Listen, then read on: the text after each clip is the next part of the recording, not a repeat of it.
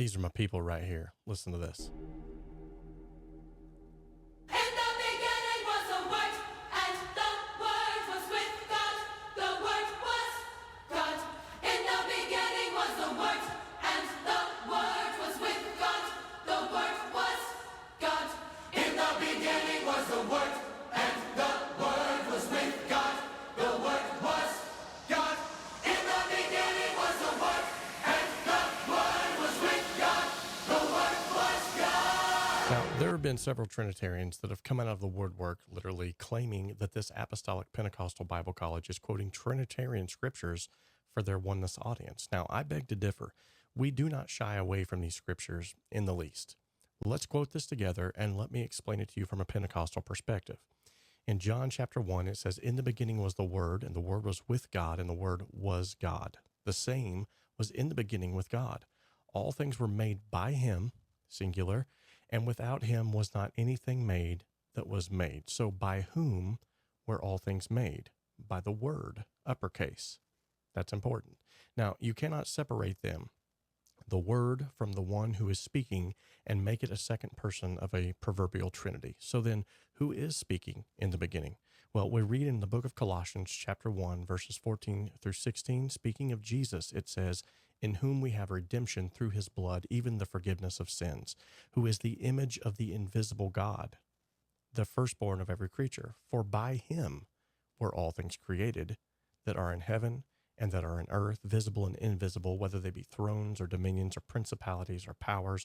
All things were created by him and for him." Now, if Genesis 1:1 tells us that in the beginning God created the heavens and the earth, and our Trinitarian friends attribute that God in the beginning to be the Father, then we can safely assume then that, according to John 1:1, that it was the Word, uppercase again, of the Father that spoke everything into existence. Again, we cannot make a word a second person from the one who is speaking. So then, how is Jesus creating all things as we just read in the book of Colossians? Well, because when we read further in the same chapter of John chapter 1, and in verse 14, we see that the Word became flesh and dwelt among us.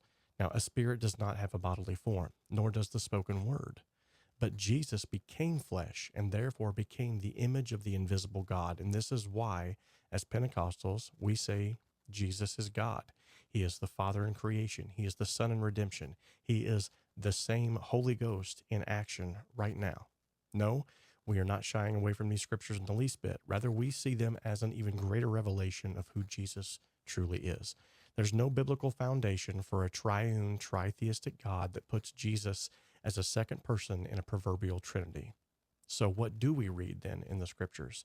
Well, Colossians chapter 2 and verse 9 tells us, "For in him, in Jesus, dwells all the fullness of the Godhead bodily."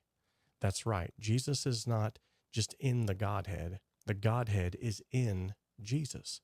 He is the Father, the Son, and the Holy Ghost all wrapped up into one God, and Jesus is his name. Oh, and a nice little side note, this Bible college that's blowing your feet up right now, it was started here in Seymour, Indiana by our founding pastor. And personally, I think that it's awesome to see the work that so many hands helped build being used by God now more than ever to open the eyes of those who are searching for truth. God bless you.